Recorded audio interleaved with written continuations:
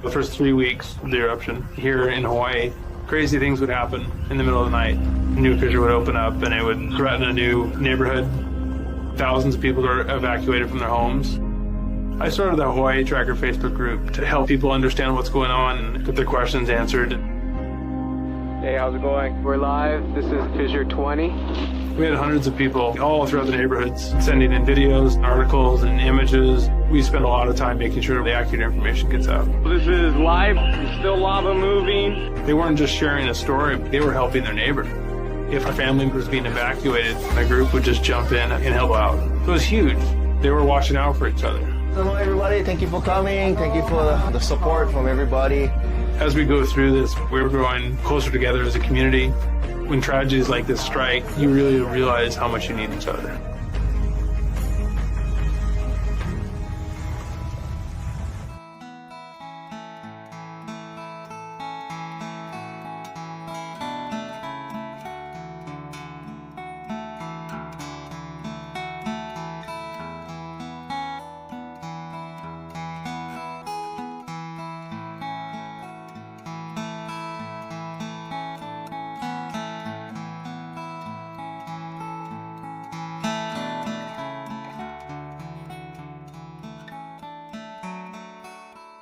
We are the Hawaiian Volcano Education and Resilience Institute, HVERI for short. A lot of people know us from the 2018 eruption of Kīlauea in the Lower East Rift Zone. Working under Hawaii Tracker on the Facebook group. Since then, we've been trying to carry on and take the lessons, the hard lessons that were learned during that eruption and try and prepare for the next major disaster that comes to our island. Yeah, and so we do that through two different programs. One is volcano education, and the other part is digital resilience, which we address through online groups on social media. So the way the two programs work together is that the social media networks end up being a distribution pathway for all the information. And having that network in place means we can provide more than just volcano education, but any other preparedness information as well. What we were working for really came about in the Mauna Loa eruption in 2022. Within hours of that eruption starting, we had the mayor, Mitch Roth, we had USGS HVO Ken Hahn on the stream trying to help flush out a little bit of the ongoing because it's so new. It's completely different from our previous major eruption, which was 2018.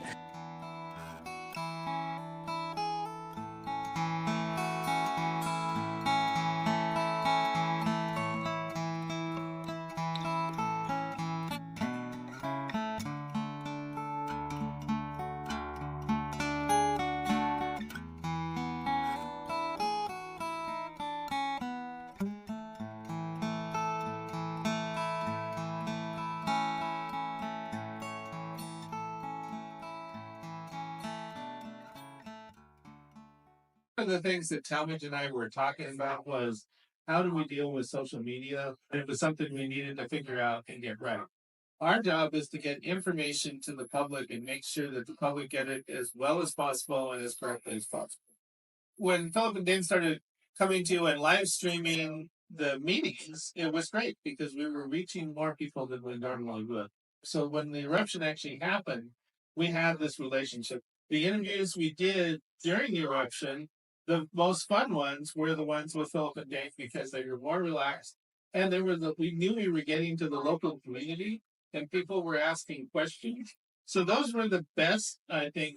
I just want to really give a shout out to those guys and how we worked as a team on this eruption. It really worked out well and we got to a lot of people we wouldn't have normally gotten.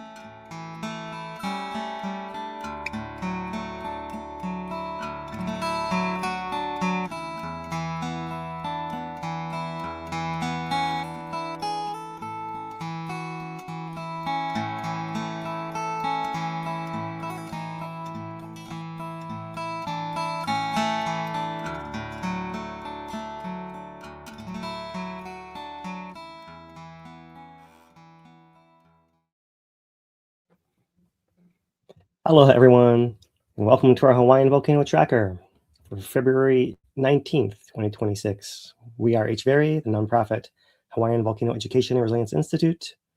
I'm geologist Philip Ong, joined today by Mr. Lou Ettore and Dane DuPont. How are you guys today? How about you, Lou, since I can't hear Dane? Yeah, I'm doing good. All good on my end. Episode 42 in the books, and it was a little different than the last ones. Not just volcano wise, but just island wide. Wow, kind of different. So we'll talk about that as we get going. But all good. Dane, you back? Yeah, and at least this one the winds were cooperating a little bit more. The one previous, winds really caused some problems. Not so much with this last one. Yeah, that's pretty much it. Yeah, we'll cover episode 42 today, the impact of it, or lack of as much impact because of the weaker winds, like these gentlemen said. And yeah, pretty similar. We've done this 41 times already before today. So it's a little bit of a practiced routine by now. Anything you guys want to add before we get into it? No, let her rip. Yeah, let's do it. All right, let's get ourselves ready for our summary here. It's going to be okay, Dan? You need to flip this around.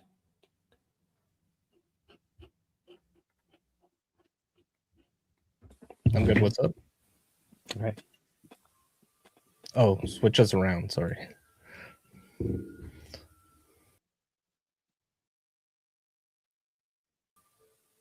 There we go.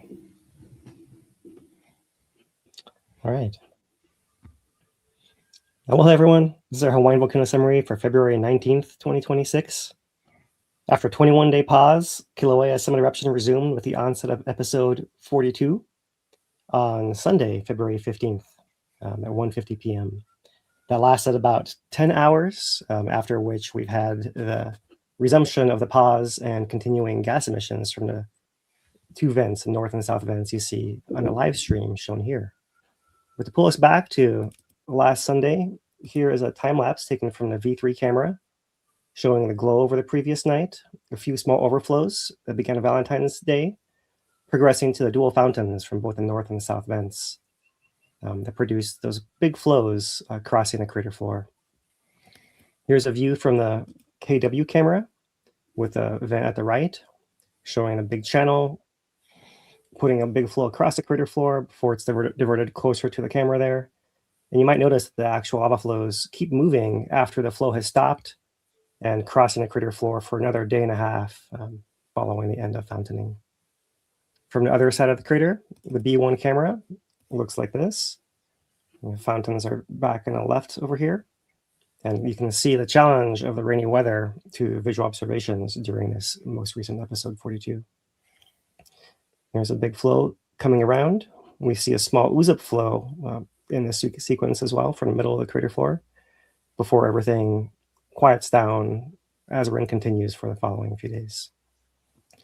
This did produce a tall cloud of volcanic emissions. This is a view from Mauna Loa summit showing recent snowfall. And here in the background is the plume from Kīlauea's eruption, which can be clearly seen rising above the 14,000 foot point of view here, with the USGS reporting cloud heights from the National Weather Service up to 35,000 feet.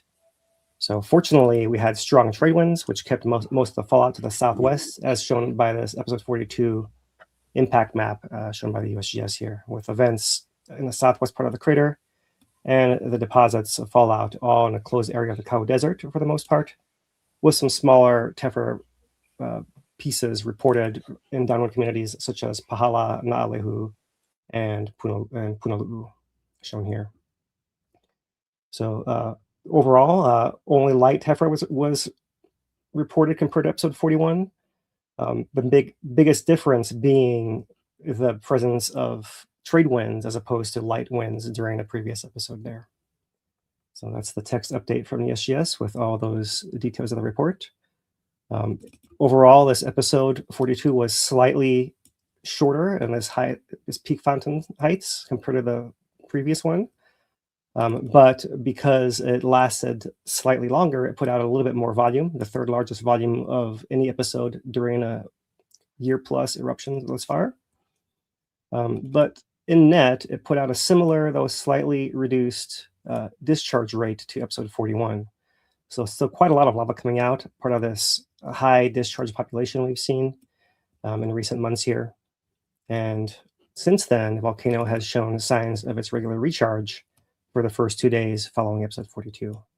What you might see here in this very far right end is over the last day, there's been a very slight deflation, which has stalled out this process. And this is curious, this is happening a little earlier than in previous recharge cycles here. Still, the USGS has their most recent update today with a forecast window of March 5th through the 20th, pending more data of inflation on the tilt meter there. And so that's a 2-week window from 2 weeks from now to 4 weeks from now. And just to recap, all the activity as far as flows has been within the crater with a tephra impact outside to the southwest for the most part. There was a big emission of sulfur dioxide caught by the satellites, as shown here, that flew off to the south for the most part of the island. However, VOG still continues being produced from the volcano even during the current pause, and that is affecting downwind communities to the southwest of Hawaii Island as well as the interior of the island as well. That's the VOG forecast dashboard from the VMAP. And here we can see the Purple Air Citizen Science Monitoring Network showing increased emission rates, especially downwind in the areas of Pahala, where you can see this chart here shows several forays into the yellow and even close to the red in the past few hours here. Earthquakes have been pretty quiet over the past week, continuing in small numbers under the summit and south flank, as well as the Pahala feeder zone deeper in that blue color, being fed by the hotspot. Overall, the earthquake counts are down per day, as seen here in this graph for the last month, and that's continuing the reduction of the shallow band of earthquakes that we saw was higher earlier in the month with increased recharge and impending flattening of the volcano. So that's our Hawaiian volcano summary for this week. All right, so that said, let's pull it back to our hazard summary, which is going to be a lot of talk about the weather here. And so we'll start with our KP camera on the side of Mauna Loa looking south. You saw some rain clouds come through. You can see here the flash at nighttime where it does illuminate that plume a little bit higher, but just to start off, you can see how rainy and obscured it is. It's hard to tell whether that glow is the fresh outburst of lava or the clearing of the weather. In any case, what you can see through here, let me put this on a loop here. What you can see through here is that this high cloud is leaning to the right when you do see it here, much of the later times. Okay, so maybe you can pull it back here to one of these frames where we actually can see it here. So here's one of the earlier ones. Early on, you see there is some hint of it wanting to go to the east towards people, higher concentration of residences in that area, but very quickly it gets caught by the trade winds and continues blowing towards Kau Desert to the right of the screen here. That's the main story. It's hard to see it everywhere, but as we've shown you before, here's a Mauna Loa camera. Let's put this on a loop and let me zoom it in to this back quadrant here so you can see this a little more clearly. And so here comes the burst. There it is. And you see it kind of come up and spread out a little bit. But you don't really see it trailing to the left of the screen like we saw in episode 41. But it still certainly did reach quite high. So it's not for lack of plume height that we didn't have a tephra fallout. It's probably that lighter material didn't make it to those higher elevations because it got caught in the winds lower down by the ground. Mauna Kea camera.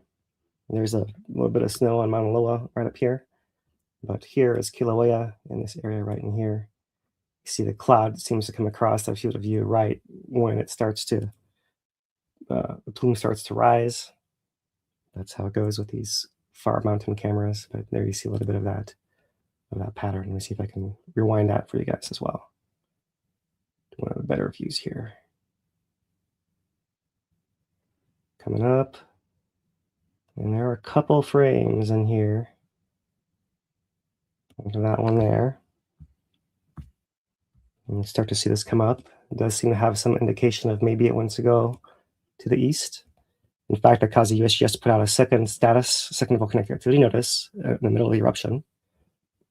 saying that above 18,000 feet, the winds were blowing from the south, from the west and southwest, posing potential threat, but that did not come to pass.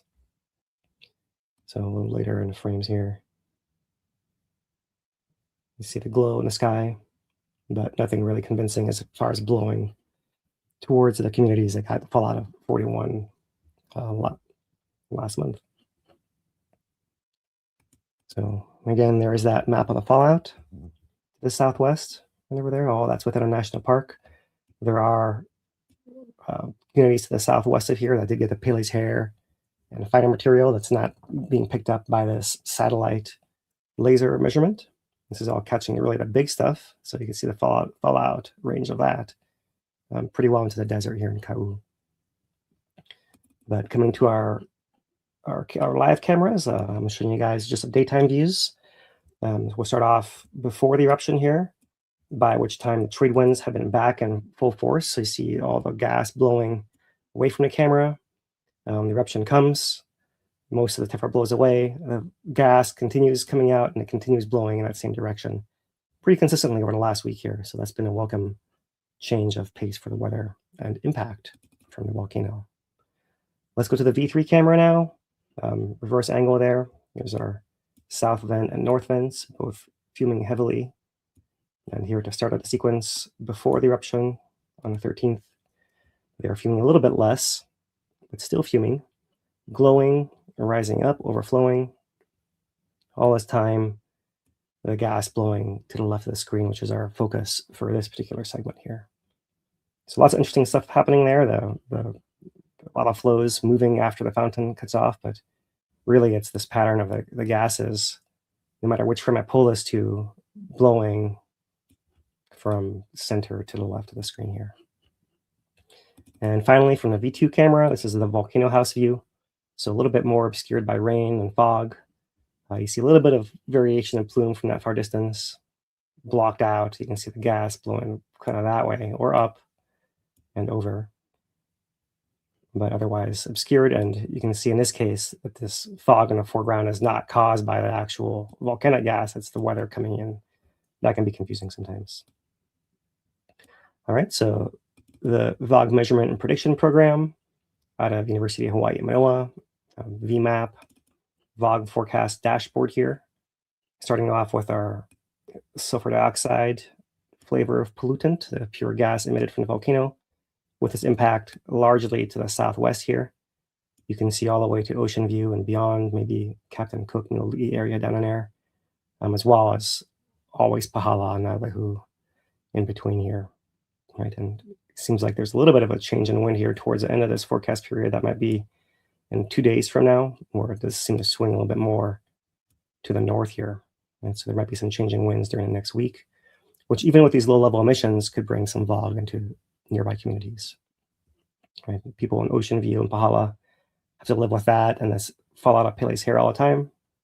And the rest of us may forget unless it's really coming back into our sphere of observation here. So keep reminding ourselves here. That's pure SO2. If we go to the SO4 layer, that's the stuff that lingers a little bit longer because it reacts in the atmosphere and forms these aerosol particles. And so there you see a similar pattern in distribution. It goes southwest, wraps around, but also you see some coming to the north later on. Current conditions from the state air quality data site. Green most places, but not in Hilo, are showing 2 yellow signatures, Hilo and Kīlauea. And that is probably not from the volcano, but from some other factor there, given the wind directions. Purple air, Citizen Science Monitoring Network, showing all greens, even in the Hilo area, volcano area, and even down here in Pahala. When I loaded this earlier in preparation for our broadcast here, I clicked on this site that appears to be the Pickin and Grinnin Farm in the Wood Valley. And you can see it actually had peaked into the red here at that point in time, right, over 150 on the reading there. So see it comes and goes depending on the wind direction coming and going. So the wind changed And now they're in a clear again, but these guys have impacts likely every single day. Right down here. You can go to ocean view and probably see a similar pattern. Maybe it doesn't reach quite as high into the red, but you see the impacts of the gas coming in and out as well there. I'll zoom that in for you guys too. All right, come back out and go to the National Park website for their summary showing everything in the green currently, island-wide and in the main Kīlauea part of the park. And the charts also show everything in the green for all of the historical period captured here the last 48 hours, I believe. So not much else to see there apart from consistent trade winds. If you see the summary here, we also see the wind direction north-northeast at 9 miles an hour. There's a little bit something weird going on with their shading going on here. Right? Normally the circle is here in the middle, and yeah. Anyways, let that be, and move on to our mounts page. So the mounts project is indexing satellite data for volcanoes all over the world. Here's its automatic page for Kīlauea. I'm selecting the SO2 layer here for the last week. And so starting about a week ago, here we see in this frame just the effect of SO2 high in the atmosphere to the north from that southerly wind we'd had the previous week. But as the winds changed, we saw there on it's likely the 12th here in Hawaii, trade wind pattern with winds distributed to the southwest. 12th, 13th, 14th, the day of the eruption would be the 15th. This is all UTC, so this is capturing the plume a few hours after it's put out in the atmosphere here and drifts to the south of the island. You can see that's the big one there. And since then, we have had just a little bit in the high atmosphere on the edge of the island there and locally by the volcano. So it really helps when it rains a lot to clear the air out. Sometimes it can be intense enough where you get some acid rain coming through there at the same time, but it's been raining enough that stuff is also getting flushed out and diluted by the rain that comes after, right? It's just been pretty rainy for the past week. So that is the conditions close to the ground. And one final VOG slide here. This is the windy.com layer for SO2, showing the concentration of SO2 in the atmosphere around us. You can see where it left our island, went southeast, and wrapped around, getting pulled towards this low up here. So there you go, and how it fits in the grand pattern of everything else occurring on the globe. In the Pacific, Kīlauea is dominating the SO2 signal here. Once again. All right. So we're going to go now to the Volcano Watch. Just going to switch things up a little bit here. Volcano Watch this week is a sight to see maintaining HVO's webcams during a historic eruption.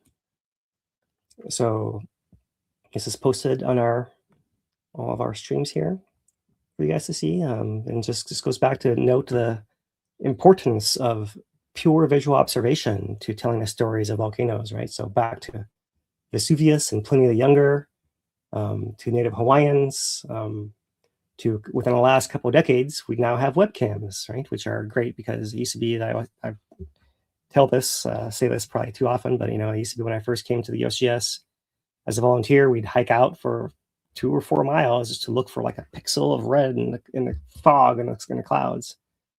And now we don't have to do that. We can say that we can see through the camera that there's still lava there. It's still erupting. It's not erupting. It's glowing. It's venting. It's not venting. All these details we never really had in this detail, unless someone was camped out in front of the thing before. So we've always celebrated webcams. They are a big part of what we do is using them to make time lapses. So I thought we would just put this tribute to the webcams here right up front, up top, and then show you guys what we do with the webcams after this, right, in various ways here. So that'll be our observations. Starting off with a live V1 camera. There it is, degassing from the north vent in the foreground, presumably also the south vent, but it's kind of obscured by all this fume. It's hard to see back in there past that. Maybe back in here, yeah, it's some venting going on. That's the V1 live view. The V2 back from the volcano house angle, showing a bit of this down drop block on the foreground with several steam vents all blowing off to the southwest, as well as the crater floor, and the vents themselves also putting out a big billowy white plume today. V3, the opposite angle. And there you can see a little bit more distinction between north vent and south vent, both putting out quite a bit of gas. And that's the views as they are currently. We'll kind of go in reverse order here. We're at the V3 camera. What does this look like since the episode ended? So the nighttime views. There's been some glow and some movement of the flows still over several nights. That's the V3. The V2 from Volcano House, similar view, but farther away. So more obstruction of view, more fog. But you see some signals of those little flows there as well. Whereas the V1 shows the closer flows on the north side of the north vent there, and that continuing glow from both vents, sometimes intermittent there. So that's how it's looked since then. Coming back to the episode itself, there are reports from the USGS of overflows beginning back on Valentine's Day. So here we are, Valentine's Day, just before noon, with the first little flows, first couple bigger flows overflowing before the main event comes the following day on the 15th. And here comes the 16th. We still see continuing movement in the middle of the crater, but also some slumping from the side of the cone itself as well over here, showing this flow that is still active today. Moving over there. Now, in the visible, this is the KW camera, a little bit wider view, going back to the first overflows as well. There they are, and with the glow continuing. Just a small part of the crater here to start. A couple more flashes there, small flows before daybreak comes. And then around noon is when we can start seeing the first overflows. Around 1 o'clock, they become more continuous. Rain comes in, and there comes a fountain. You see one big channel feeding over to the central part of the crater. And you see it diverts here and starts pouring over towards the bottom part of the screen here.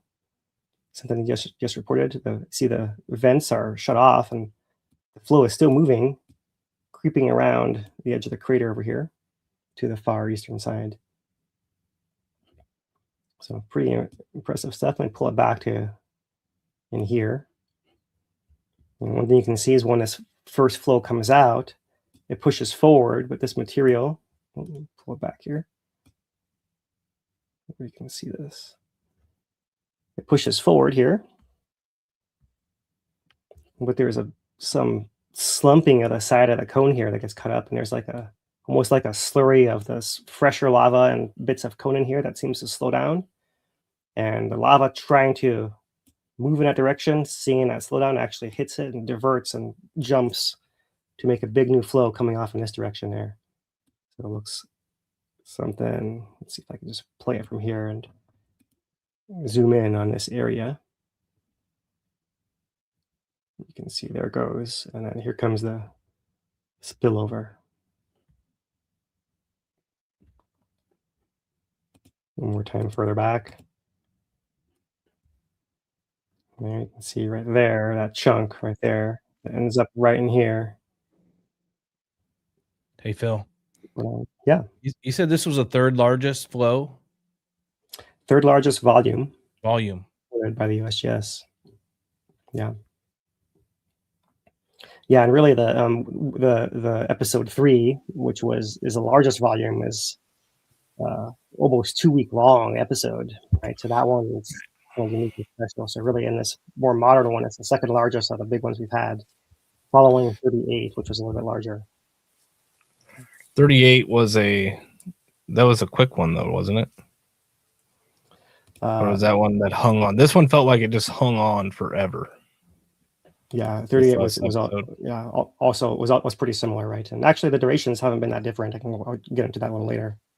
It's more just the fact that we have both vents going again, both the north and south vents with dual fountains. That's what makes the biggest difference overall. And so the output rate was still equally high, maybe slightly less, but pretty similar overall. We'll get into those numbers in a bit.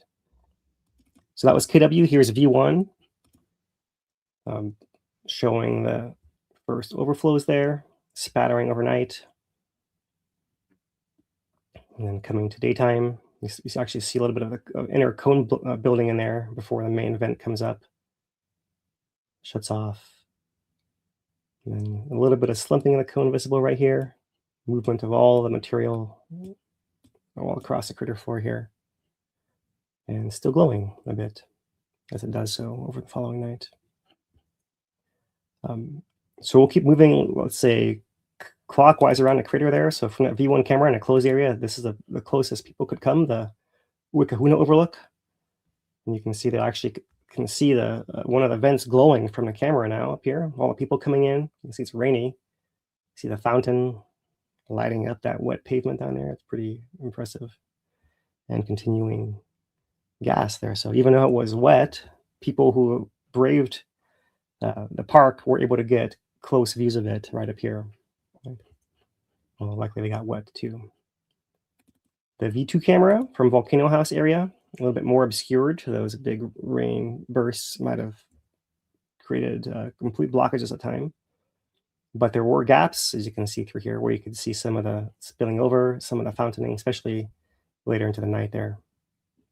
And continuing some of the flows the following day and night as well, as that mass of lava kept creeping across the crater floor. So that's the V2. We'll come around to the S2 camera, which looks like it could use a little cleaning or something here to start. Maybe it's some fogged up, but fortunately a big rain shower comes in right before the fountains start and washes it off, and we get a little bit clearer view there. Not as high resolution as our other feeds, but I like to put this in here just to remind us of how far USGS has come when they're live cameras, time-lapse cameras, web cameras, right? You know, the whole thing has been quite a progression, really, right, of monitoring over the last couple of decades here. So finally, the V3 camera. Oh, put it back at the start here. There it is with its first overflow. Here comes some more overflows, little ones, and then comes some big ones around noon, and then comes the big fountains. And there you can see the relative size of the fountains. The south vent fountain was actually a little bit taller than the north vent fountain. I'll pull it back again. It starts off with the north vent fountain higher first, as you can see there. And then it switches over to the south vent once it catches up. And sees all the way off the screen in that view right there. V-shaped fountains. Pretty impressive stuff. And vents shut off. Look at all this material moving. There's quite a bit of it moving down in this direction. Must be a big slope. But you see it everywhere, really, right? Little specks of incandescence from this angle, but near camera, you see how much it's actually molten on the inside and fluid and mobile, even if it looks cool on the outside there. So that's the webcam. So I'll just throw one more thing in here before we bring in Lou for some other live observations here. This USGS has a photo and video chronology release from the 16th for episode 42, Fountains and Fallout. And so there are some images of the views from, let's make this bigger here. The view from the Kīlauea Desert, where you can see the two fountains side by side. There is a south vent fountain, north vent fountain, and a south vent fountain, and all the tephra that's falling into the desert behind it. And you can see a little bit of the shape of that hill that's built behind there. That's completely obscured by all this tephra dust that's falling down. Slightly different angle there, similar to the webcams there. You can see all the tephra dust once again, all blowing over the cone. And there you see that first moment of the burst of lava out of its channel. And you can see them actually recounting here. It's a photo by Mike Zoller. And they note the redirection of the channel Subsequent analysis of time-lapse imagery indicates the shift was caused by slow slumping of the entire flank of the vent complex, resulting in failure of the original channel levee on the north side. So you see him catching it there at that moment. We got massive high plume up into the sky there. At this time to over 20,000 feet, 6,000 meters. And closer in, a view of all the fragmentation of lava from the fountain itself. And then it falls back onto the crater floor, coalesces into flows, which will creep and move downhill. And there you see more of them as well, seeing how they're actually cooling to be dark on the outside before they're landing and amalgamating into those bigger flows. So it looks like we might have had some visiting scientists this past week at the USGS with a few extra pictures and focus on class here. But it's great to have those interests highlighted as well. So there's some of those flows being fed by the spatter fallout there, and front right here in the foreground. Twin fountains, south vent, north vent, similar in height. And closer in the base of both fountains with that narrow gap in between them right there. This is an interesting thing to note. On the south side of the north fountain on the right there, a very small third fountain was active with frequent bubble bursting, as noted by Matt Patrick there. And there may be one of the more classic, iconic views, nighttime view of the north and south vents, fountains, south vent taller, all those flows across the crater floor and from the tephra fallout all together there. And it looks like since I last loaded this, they added this video. Let's see if this will load and play for us here. With a little slower time lapse of that fountain onset that we just saw.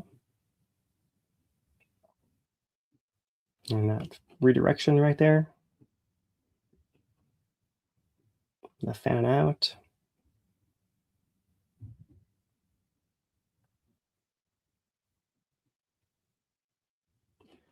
And there's one visual. Where's my, I think I missed my B1 camera. I'm gonna throw that one in here in a minute here. So that's really interesting to see that progression a little slower. Here is Pahala, Pele's hair on vehicle windshields there. Pahala High School, the day after episode 42 ended. And someone using their hand to show the tangled strands of tephra there in Pahala. So quite a bit of material still being produced, right? It's just because it's not falling on most of us doesn't mean it's still not falling on some of us that really could use the rest of our help. All right, so that's the photochronology. And let me throw in one last thing I forgot to put in here, Lou, which is the B1 camera view. Goes right here. All right, and this is showing the fountains there in the background. Here come the flows. You see there's one arm coming this way. A bigger flow comes over here, wraps around. The fountain's cut off. It's still moving, breaking open. And still the next day it's moving. Come some rainbows with some rain. And by the following evening, when dark comes again, you can still see a little bit of glow from this flow right there, but not nearly as much. It's mostly stopped. But what I wanted to point out, let's pull it back to right in here. Make this a little slower and zoom it in. You guys can see what I'm going for right here, that little speck, right? Let's go right here in the middle. Here's the main arm of the flow.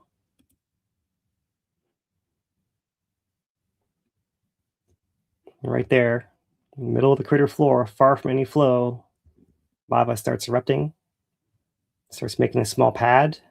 It gets overrun by the main flow, so you don't see any trace of it any longer beyond that.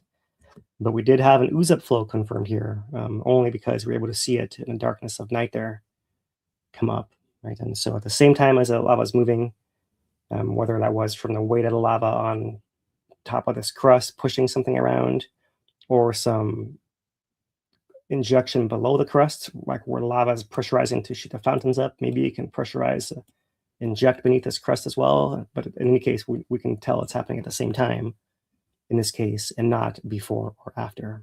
Right? In fact, if I were to show you daily views of the B1 and a KW cameras, you really don't see any kind of change day to day. So I'm not even going to bother showing them to you guys today. There's no movement in the crater floor, but just that one sign of ooze up right there.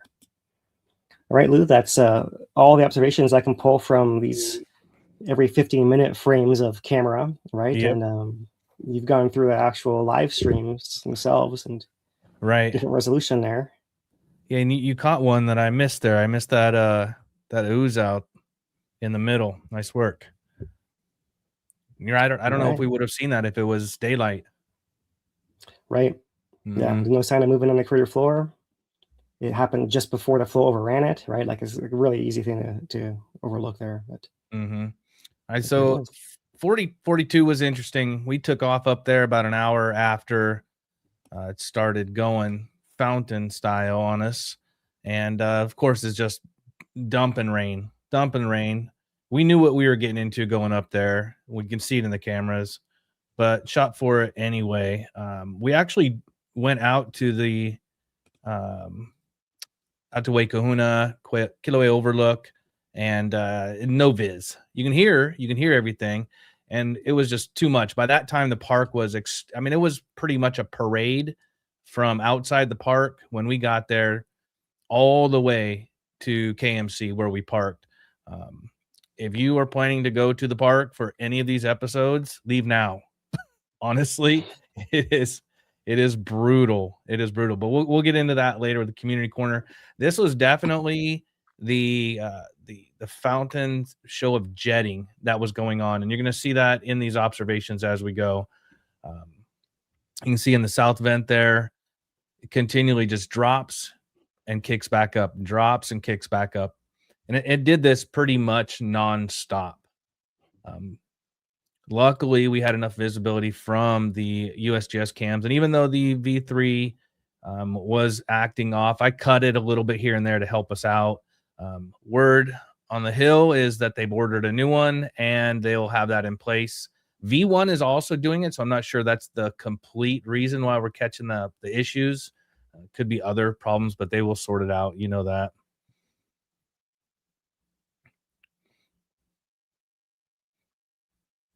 I sped this short up. right there. Yeah. Yep. Mm-hmm. And it goes back up. And you can see that little fountain in the middle of the two of them right there. We're going to get there. Hold on, Phil. We're going to get there. Yeah. See that big push right there? This was the one one of the bigger ones that I was able to, one of our mods grabbed this and put this up for us. And so I put this in here. That was probably one of the bigger ones. I left at regular speed right there so you can actually see what's going on. Incredible.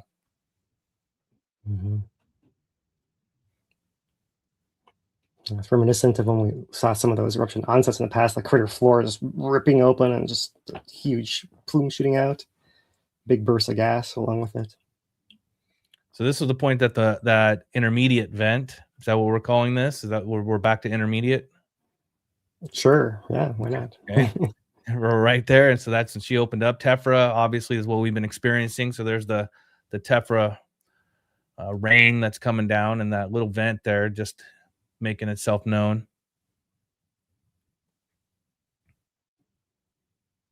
Sped this up, and you can start to see all the overflow that was coming from the south vent kind of dropping over the ledges. I thought that was a nice shot.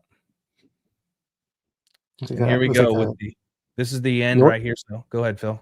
Okay, yeah, and that last one you had, like the north vent looked like actually a little bit inclined a little bit too, huh? Yeah, let's pull that back right there. Right, it's like leaning to the right there. Mm-hmm. It does move throughout the episode, but it didn't move a lot this time. We've seen that thing shooting 30, 45 degrees. Mm-hmm. So here's the last three cams of the end, and this is what we've been talking about, how the last hour or so, 30 minutes, was just heavy drop, push, drop, push, drop, push. This is coming off the V1 cam right here. Yeah, a lot of gas-rich burst with a little bit of lava spray in it. Well, yeah, that gas on the south vent looks more like that jet, huh? Yeah, and there were reports after it was all over it. There was continuing flaming happening from the vents, right? Yep. For the next night as well. There's some of it. Here we go over to the V3 camera.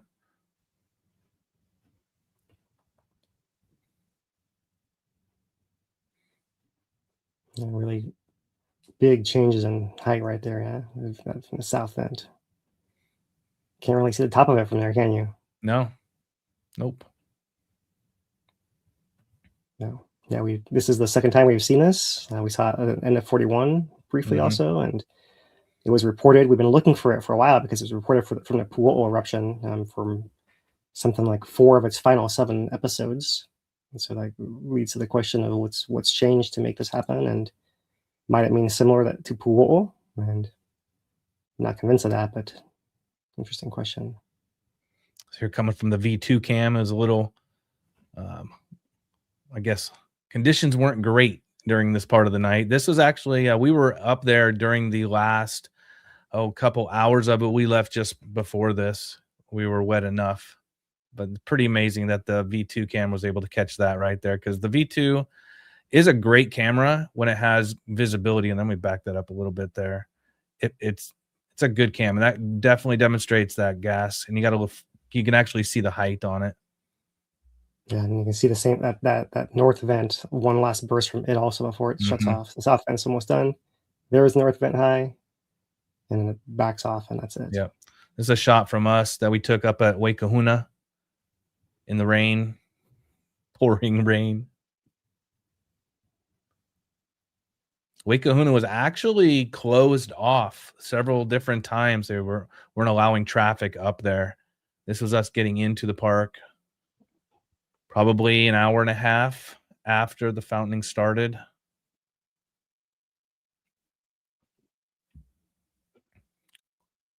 Nonstop. That's getting through the gate. When we were going in through the gate, it wasn't too bad. There was only about 5 cars or so out on the highway in each direction. You're going to see in a second when we left the park what it was like.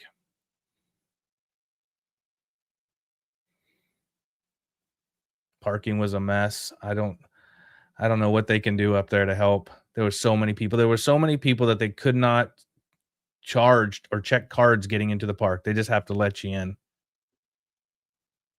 Yeah, it backs up on the highway. It becomes a safety issue, right? It's a major safety issue. And this is the highway going out that night at 10:30, 11 o'clock, somewhere around there. And it was for miles and miles. I want to say it was probably almost down Mauna Loa Estates, maybe. It just kept going and going.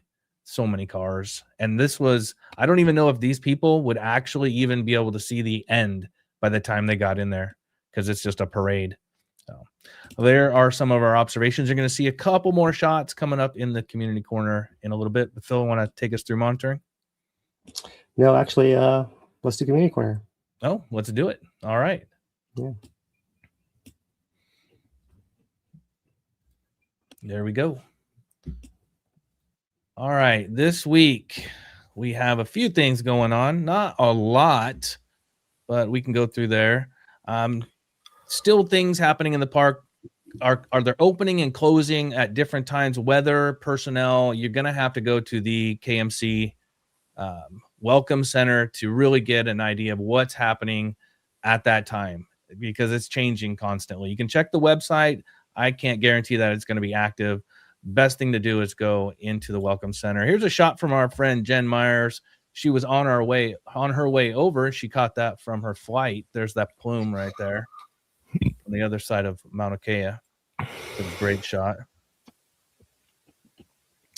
This is a shot here that I took when we were up one day over at the Kīlauea Iki overlook, looking over at the vents. And I pulled this off of our Hawaii tracker shot right there, going straight across. So some people were asking, hey, what's it going to look like when it's going? And that's pretty much it. We actually filmed their episode 35, maybe. It's a great spot if you just want to sit in your car, stay warm, and if you have a parking spot, you can see right across the caldera.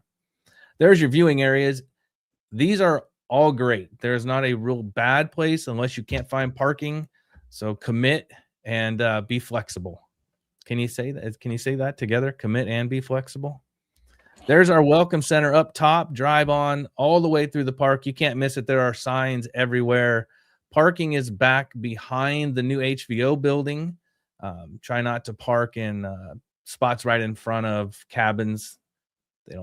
People staying there don't really like that too much. There's your ranger desk for your stuff. There's a shot of our visitor center that's underway. It's actually getting roofed right now, so that'll be nice. An outdoor pavilion. We were talking up there, and this is really other than down at Helena Poly, or if you go up Mauna Loa Road, there's not really any other covered areas to just hang out. So this will be a nice addition down there at the visitor center. And that is a shot of our bathrooms that are going in. Yes, right there. They switch sides. If you are familiar with that area, they used to be on the other side. That is our new HVO facility, probably one of the nicest buildings on this island. That crew deserves it. Like Phil was saying, you guys all spent a lot of time hiking miles and miles, and I don't know if we have. I'll have to try to find it. There was a really cool shot with 4 or 5 of them out during this episode, out on the ledge, doing what they do.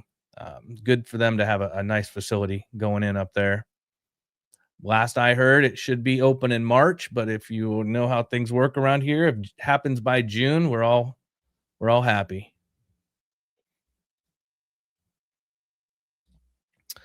Parking in designated areas. They're everywhere. Just hard to find. Go slow and hope for the best. Stay hydrated. We didn't really have a problem up there this time because it was raining, but there isn't water available in bottle filling stations. But Volcano House sells water.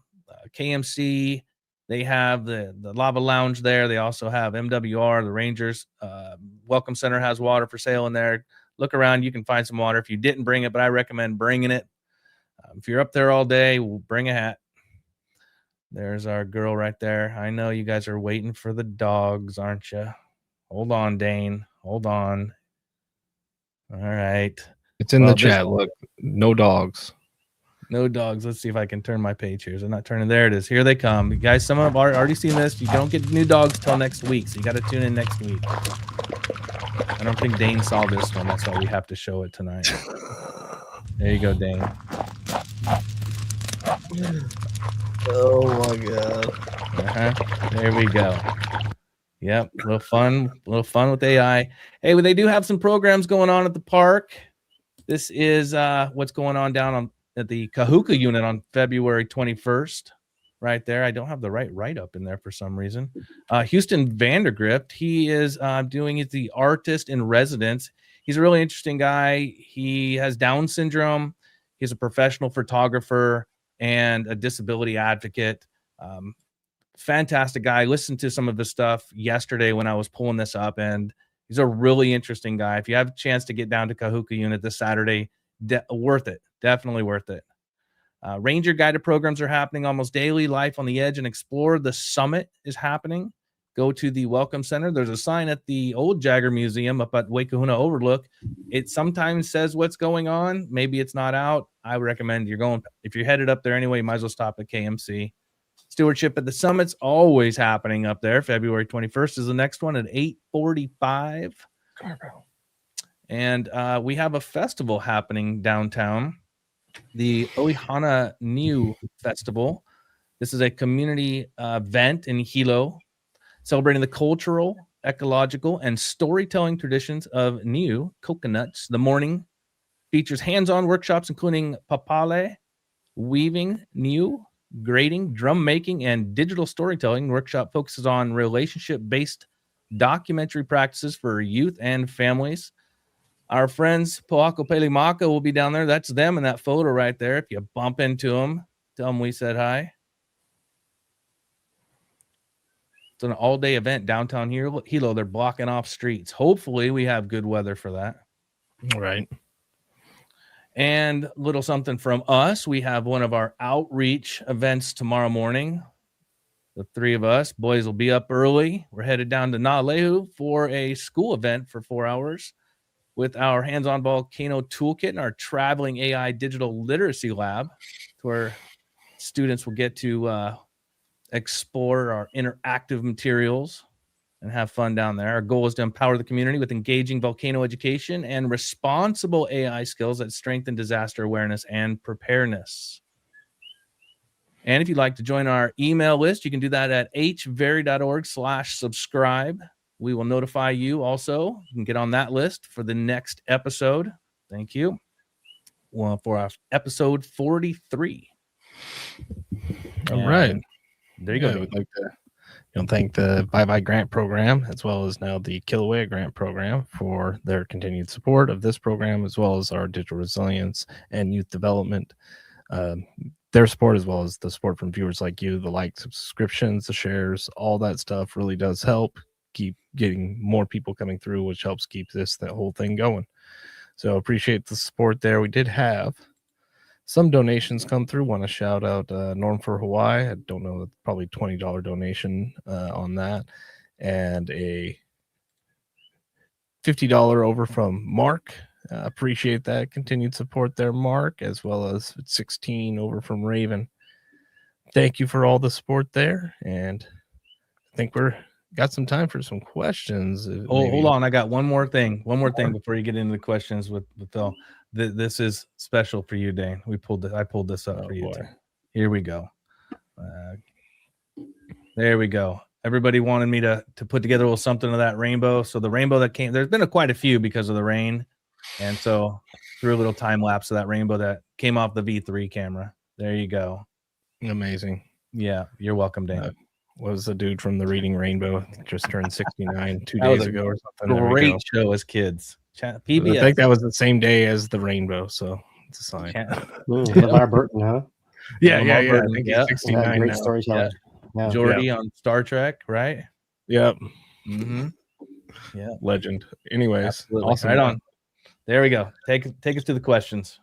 All right. I only got one here set up right now from Hugh. As were they going to replace the V3 because of consistent stuttering, skipping frames? That was really hard to watch. Yeah, it was. And it wasn't just the V3 either. I think Lou is the one to talk about this one. Yeah, we've been suffering from the V3 lag for quite a while now. They're saying it's a camera issue. Well, they put a new camera in once the older one got destroyed during one of the previous episodes. So the camera that's out there now, I think, is relatively new. I think they're going to try to replace it. What's that? I think it's a bitrate issue, some kind of setting issue to the. It's a setting issue to the stream. It's something. It's not hardware. It's software somehow. Because the V1's doing it as well. Right, it's doing it as well. Mm-hmm. There's something happening in terms of what the thing's sending and what the stream is receiving that's desyncing somehow. Now I'm going to give them some credit. They are scientists. They are smart, very smart people, but they're not live streamers. For them to pull off 3 live streams at the same time going, plus throwing videos, hats off. They got it up and they're running, and a little jitter here and there, we can take it. We got some amazing views. All right. I think with that, you can get into our back half.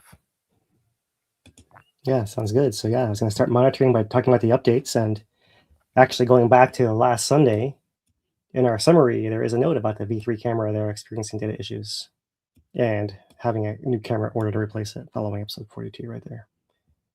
So more to come on this, surely. So picking up on the updates, this is where we were last week when I noted that there was magma high in both vents, visible spattering and small overflows, documented right through there several times on the 14th there and the morning of the 15th. This was just ahead of the onset of eruption, which was around noon continuously, or noon with the first overflows, around 1:20 continuously, and then 1:50 vigorously. So at 2:03 p.m., the USGS puts out their volcanic activity notice, paired with their notice for aviation, noting the onset of episode 42 and current conditions, which at the time was noting plumes potentially to 20,000 feet high, 6,000 meters. But at that exact moment, had not gotten to that height quite yet there. So this was the 2 p.m. update. So then there was a status report issued at 2:58 p.m. Amid the report, amidst the eruption episode that notes that the episode was continuing, precursor activity, overflows. And what it's really saying here is as of 2:45 p.m., fountain heights are getting to 1,200 feet high, producing ash and tephra, most of which is dispersing to the southwest under the influence of relatively strong ground level winds from the northeast. This is the real concern here, is an update on the tephra potential for fallout.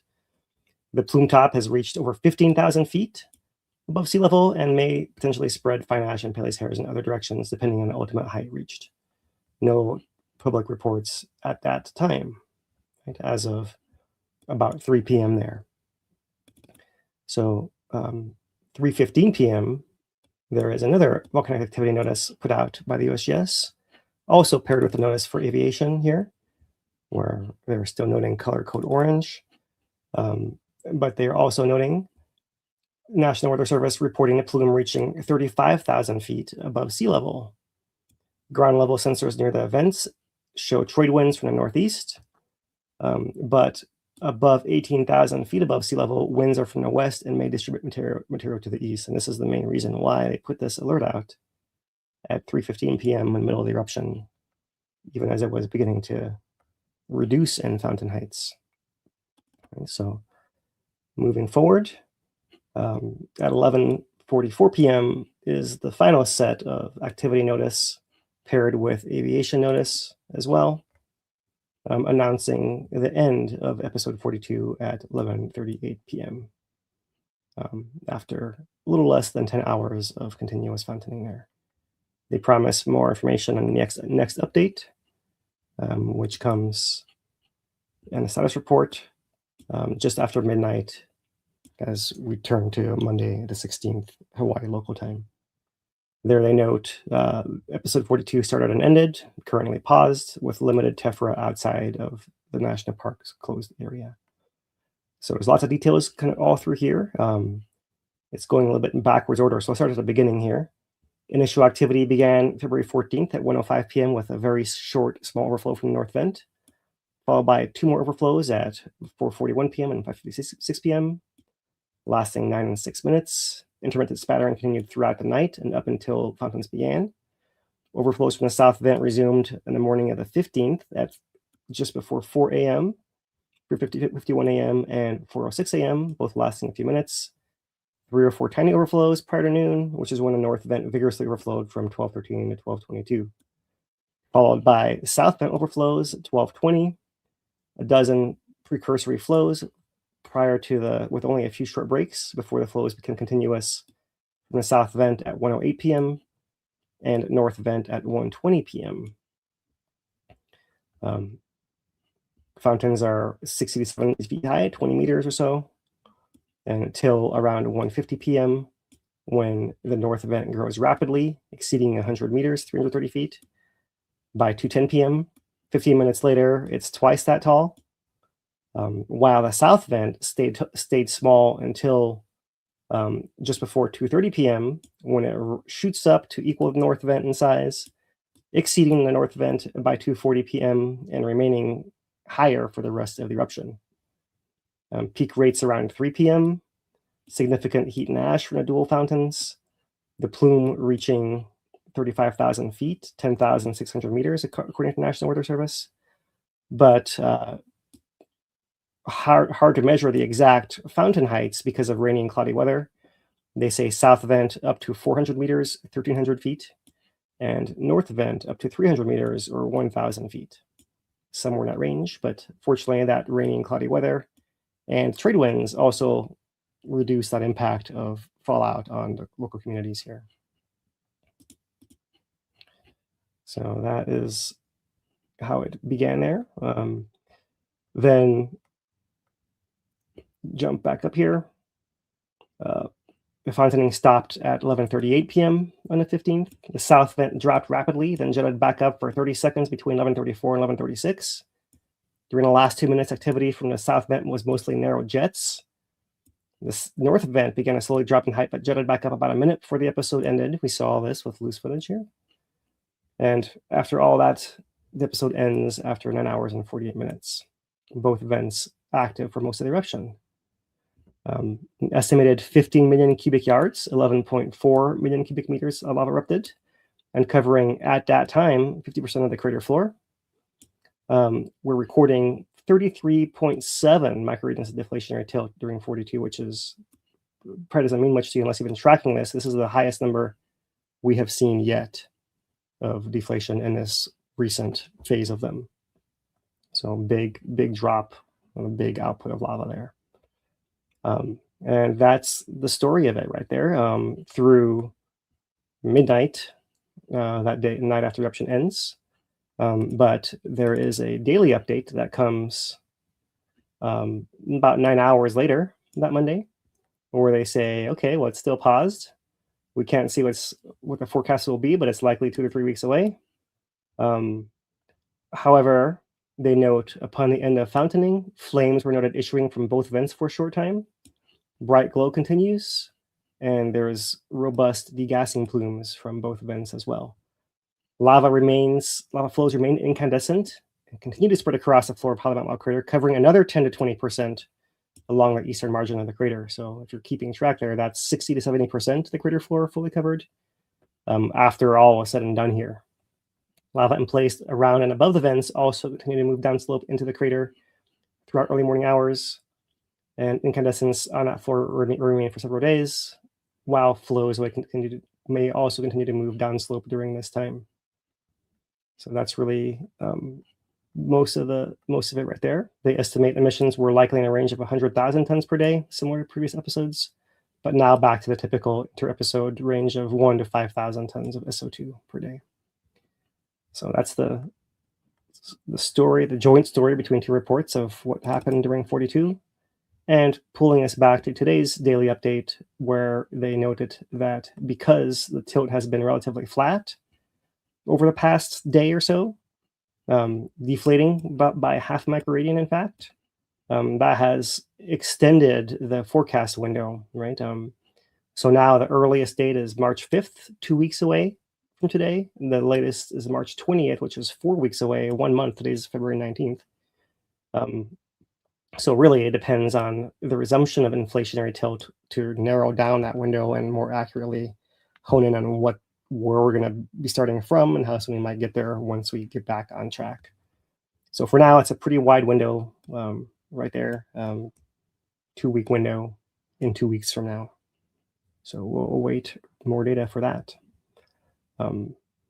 That is really all we have here. I think there's just one last thing out of, maybe it was this status report right over here, right? Only light tephra was reported to communities southwest of 42 compared to the widespread heavy tephra fall associated with episode 41. There was fine-grained ash and Paley's hair in 42.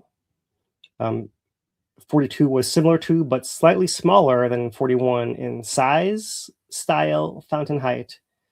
I think that's all true. Volume, I think we can revise that to probably not as much the volume, right? But it actually was shorter in fountains, right? It actually was shorter in output rate, maybe a little bit higher in volume because it lasted a little longer in the end there, right? They didn't know this midnight, that first night yet. But otherwise, the principal difference impacting tephra distributions appears to be the presence of light quantum winds from the southwest during 41 and strong trade winds from the northeast during 42. So really just that, preventing that material getting into the upper atmosphere to get carried. We had the winds from the west blowing that cloud over to the east, but nothing fell out of it. So none of that stuff made it up there, right? That's kind of how I read it there. So that's really the focus here and why there is all this extra activity around tephra this past episode here. So looking at our data, Here's the past week. The crater elevation last week was totally zoomed out. We couldn't see anything, and now it's really zoomed in because we've got the noise off the screen. So now we're seeing the variations of error within an instrument from the daily cycles of who knows if it's temperature or exactly what. So it's basically an average flat line right through there, an average there. So it hasn't changed a whole lot. The laser is not pointing at the right spot for that one, looks like. Whereas our tilt meter does pick up the typical pattern. Here's our inflation before the eruption. There's a slight deflation right there. Slow down, it resumes. And then here it comes finally on the 15th. There is our almost 34 microradian drop right there. And the resumption we had in the 2 days since it, right, coming up quite a bit, something like 8 microradians or so. And then just in the last day, flatlining, very slightly dropping right there. And so that's really interesting. Come more on this in a minute here, but coming through our week-long time frame, earthquake counts have been relatively steady, not much change throughout this window here. You got to ignore the edges. And if you look on the depth versus time plot here, you see fairly constant with a natural randomness in that shallow band there, and similar in the deep band of Pahala with maybe a little bit more gaps down in there, which maybe leaves a little bit of this pattern, but really not a whole lot to worry about there. Right, our average per day long term, years and years, is about 20. So we're actually below average in some of these times, even with recharging for the eruption.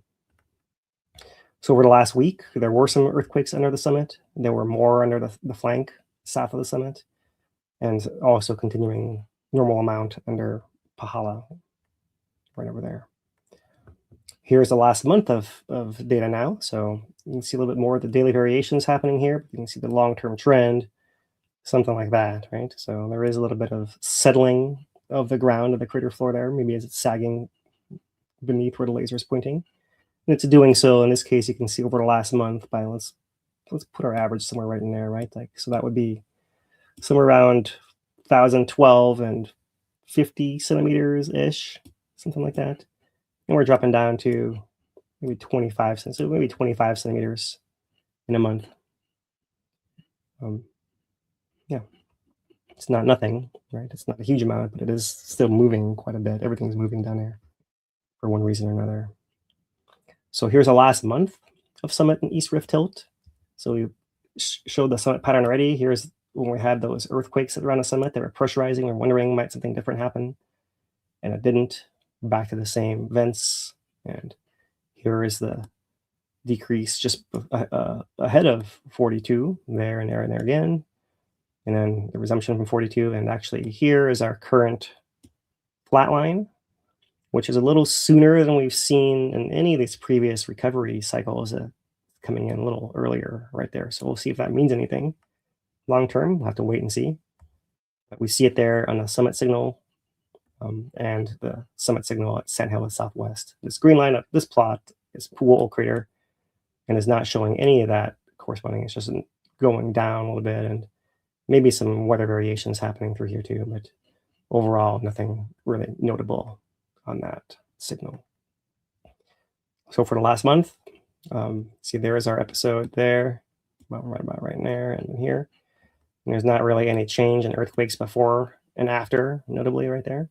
And so that seems to have broken that pattern, where it was pretty steady in the shallow band across the whole pre and post episode there. Okay, so last 3 months gives you a little bit more of a data set here to show how we recover. And here we had a little bit of a slowdown since it's 42, 41, 40, 39, 38, 37. And so before 38, we had a little bit of a slowdown there and there and there. See, 38 was a big drop as well. The next biggest one to this one we have here, actually. And zooming out even further, this is all, what are we now, 14 months in this eruption? All 14 months of it. And since the very first episodes 1, 2, and 3, when we dropped quite a bit of tilt right there, right? You can see that we haven't had quite as big a drop as this one anywhere. Maybe this one right here. Some of these come close, but none of these early ones certainly do. And so you can see that we're actually putting out more volume over time, and that's really pretty impressive to become more and more efficient. And normally eruptions kind of peter off, right? And this one just seems to be making itself more efficient instead.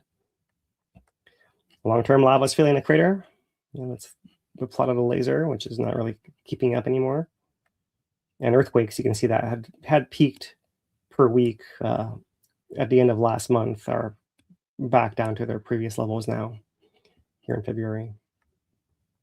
We're seeing the same pattern of extension of the crater north and south between episodes. It's resuming again, and contraction between them. And still this pattern of it actually seems to wiggle further north and sometimes further south, right? A little bit every single time there. So, but certainly further north, it's migrating. It's like a wiggly tooth. Every time a crater is filling and contracting and filling, contracting, it's like wiggling that thing and makes it a little bit more mobile every time it appears to be, right? Or that can be something that we consider for the long-term strength of the volcano, right? Like how long can it keep this up before it finds some other weakness or makes some other weakness that's easier to pull lava out of. So those are our signals there. 5 years for comparison there, but we'll talk about those and just show you a little bit of these plots comparing this, right? So we've talked about comparisons. Puʻuʻu only went for 47, well, really it was, right, not counting 1, 2, and 3, right? 47 high fountaining episodes here, whereas we're now to our 42nd, right? And so Puʻuʻu had fountain heights increasing with some fluctuations up and down, but generally maximums increasing and then decreasing again. So if we make some comparison to what's happening here, it does not look like we've reached the peak and turned over yet, right? Our tallest fountain was just 1 episode ago, so we're not seeing a trend of going downwards. Really, you have to wait and see on that. So that really doesn't tell us much, but it does show you how, at least in size, 42 a little smaller than 41. If we come to our eruption rates, the discharge rates here, there is 41 and there is 42. So you can see it was just slightly smaller on average for the whole eruption there, but in the same field of play as all these other ones that are quite a bit higher, right, than this other trend, which was already very impressive when it was erupting for much of the last year. So still in this higher population right through there, somewhere 38 right here also. And we see a bigger spread in our data as this is happening. And so there is a little bit of a parallel here to the Puʻuʻu days. They did have a little bit of a tight onset also, and a little bit more spread coming in here when they were getting to the 30s also, similar time frame, right? And then after that, they see their discharge rates seemingly vary less and reduce a bit as well too, right? To more of what the original trend might have been, something like that. So we'll see if that occurs. Like you see that 41, 42 are a little bit lower already now. Might we have a similar pattern? That is the question really, right? What might happen next? We're just looking for clues here. No conclusion from that. That's what looks the most similar of all the data we have. When you come to something like the volumes though, here we are, 42 was 11.6. If you go back to the table, timeline table, like this one right here. Oh. Notice reset on me. Okay, I'll come back to. Go back to the table. That's the third 11.6 is a revised number right there. That's the third highest of any episode thus far. And you can see that there's been variation and fluctuation, but overall our episodes are increasing in volume over time.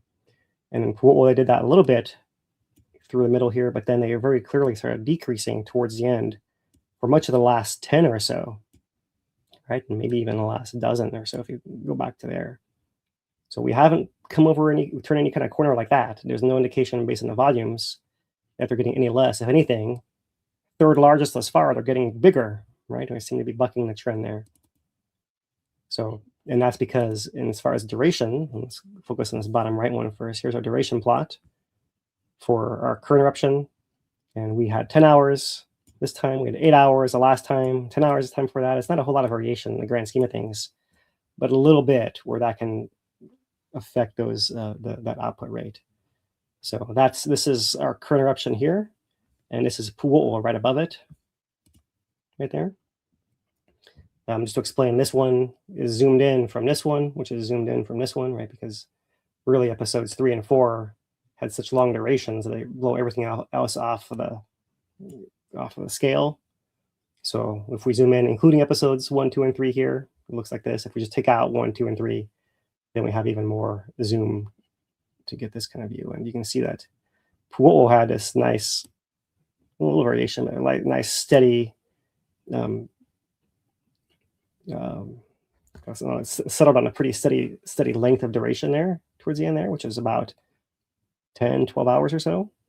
And we have a little bit more fluctuation than that, but we haven't had this. You see, listen, they went pretty clearly from longer to shorter, and we've had more variation than that in our episode this far, in our eruption this far. So pause lengths here will be the last thing to talk about. Will be this pause. So we are not. That was our second longest pause of 21 days there, right? That followed our basically 3-week pause there. Followed a big discharge from episode 41, and we talked about how this one was a little bit smaller, really, as far as discharge rate. So a big outpouring last time, a big pause following it, which means that you would suspect there might be another one of these about this duration following 42 as well. So our pauses are overall getting longer, right, with some variation here, and that's not something we saw in the Puʻuʻu era at all either, right? So that's interesting to note there. It kind of falls apart there. So in conclusion, really, thus far, it's not really convincing that we're like Puʻuʻu shutdown phase at all. A couple of similarities here and there, but there's a lot of things that are not similar at all. And so it's really, there's no indication of this slowing down or stopping for this reason, right? If anything, it's this idea of how much pressure can you build? Are there more earthquakes? Can it more easily find another path outwards than coming up and building pressure through the open vents? And thus far, the answer has been no, and nothing suggesting that will change anytime in the short future here. So one last analysis of this duration. So I thought what I would do is, for the last dozen or so, take how many microradians did the episode actually deflate before it resumed, right? So, and then how long did it have a pause afterwards? Right? So for example, episode 30 deflated around 22.5 microradians, and it had about 16 days pause following that to recover that, right? So you can see that the more deflation you have, the more time it takes to recover. That seems pretty natural, right? So that's our average line, trend line right there, and it's blue right here. So we can see that's kind of on time. 31 came earlier than expected, given how much it dropped, how many microradians it dropped, right? So did 38, whereas some of them, like 41, or this is 35 here, came a little bit later than expected, given how many microradians they actually dropped. Right? And so this is the full range. And I just told you guys we're at 33.7. That's like right in there-ish. So you'd expect, if it was normal, you'd expect something like about 3 weeks-ish, 22, 23 days, somewhere in there. But with a caveat that the only most similar data point we have, 38, actually came early as well. It came at around 17 days, right? So there's your window right there, right? 2 to 3-ish weeks, presuming it starts inflating again, from when it starts inflating again. All right, so final thing is our INSAR. And we use the Mounts project for this, where you can see here various captures of INSAR for various recent timeframes. I'll just show, this is the one that spans from February 4th to 10th. This is before the episode onset, so you can really see this area in the middle here, this modeled area, is showing deformation on the crater floor itself, right? Over where the lava is actually flowed before and filled in. And overall, the pattern is you see this green to orange to pink to blue. That's the inflation center where the volcano is inflating underground underneath this surface change. It also seems to be deflating from over here, from this upper southwest rift connector area right up here, which is interesting. Not huge amounts, but like that seems to be a seesaw a little bit of this. And so that's the window beforehand, when it inflates kind of slowly, so you only see a couple, like really one color range cycle here. If we go to the next frame, which was this one, taken from the 10th to the 16th, now we're capturing on the 15th the deflation that accompanies episode 42, and you can see many, many more bands in the center of where the magma pressure was relieved, which was underneath this central part of the caldera once again. And you can see 1, 2, 3, almost 4 bands on this side over here of deflationary cycle in that direction, right? So that's what we see. And there's all other information on here as well, which is the speckled stuff is the coherence, which is poor when you have lots of trees that move around between your satellite scans. It's also poor where tephra falls on the ground and changes the pattern of the ground in certain areas. So there is a tephra fallout from episode 42 as far as it goes on the edge of this map. And thankfully, the USGS has since released their own version, annotated here, a little more zoomed out, so you can capture this full edge of the tephra all the way down here. Right, the same deflationary cycle bands here on the inside, and superimpose the lava erupted since December 23rd. That's obscuring all that mess in the middle of there. So, and then from that is where we get this image. It's derived from that same data set, where now we can see the fallout distribution on a desert with the pattern of trees here shown in green, but the tephra more in brown. So there is our monitoring data. And we'll go to our earthquakes last here. And let's see here. I'm going to have to, once again, reset this through the clicking section here of our update. I'll click through all these different options. Earthquake colors, depth, time units, local. We want earthquakes for the last week. So we'll have to put that in as such. We want to take off all the symbols that are not earthquakes from the map, because can you see any earthquakes on there? Not very easily. So we'll take off the recent flows. We'll take off all those instruments. And we'll have to force the earthquakes back. There they are, finally. How long will that take? 30 seconds? 1 minute. Any of those webcam reviewers, webpage reviewers can replay that, but it takes to actually get the information you want here. All right. So here we are, colored by depth. Blues are deep, reds are shallower. Here's our Pahala zone in blues and purples. You can see there's actually some oranges and reds and a shallower ground above it also here on the flank. Some earthquakes on Mauna Loa summit and flank, a little bit continuing there. And one in Kīlauea summit, a few on the south flank. So it's really kind of slow, not a whole lot to highlight here today, but you do see a lot of that deep zone and continuing adjustments elsewhere offshore, right? Even this one, 3.3. How far offshore is that? I don't know. 15 miles offshore, 20 miles offshore. Pretty far. Shallow adjustments. Yeah. So that's what we got there for the earthquakes. Let me see what the largest ones are for the last week here by loading this page. And there is our 3-4 we just saw. 30 miles west-southwest of Kona. We have a 3.0 deep east-southeast of Nāʻālehu. Everything else comes in under 3. All these are deep Pahala events. Actually, not that one. That's a deep offshore on the east side. But same kind of settling of the island from different movements. And yeah, so earthquakes are pretty low, and that's really all the monitor data we have. So, all right, guys. Do we have any more questions, discussion to have here, or should we wrap it up? We got a couple questions here. Yeah. Huh? Yeah, say you got questions on there. Yeah. So 2 of these questions are really similar. So I'm just going to ask one of them, both relating to depth of the floor. But Miyama says, how close are the vents to the rim at this point? Are they getting higher each eruption? Paul had a similar question. Yeah, they are getting higher each eruption, aren't they?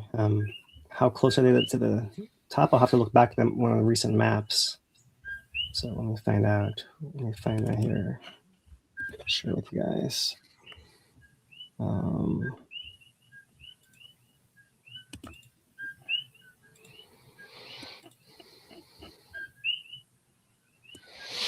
Might work.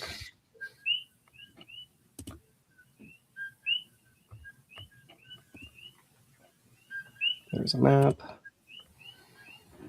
Event height below crater rim was 90 meters, 295 feet through upset 39.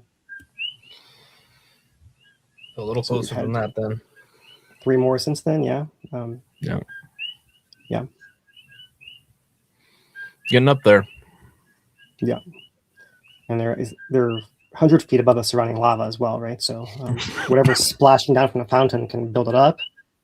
Probably a few meters, maybe, something like that. At most 10 meters per episode. I'd say probably less than that. Right. Probably almost 5 meters, but a little bit.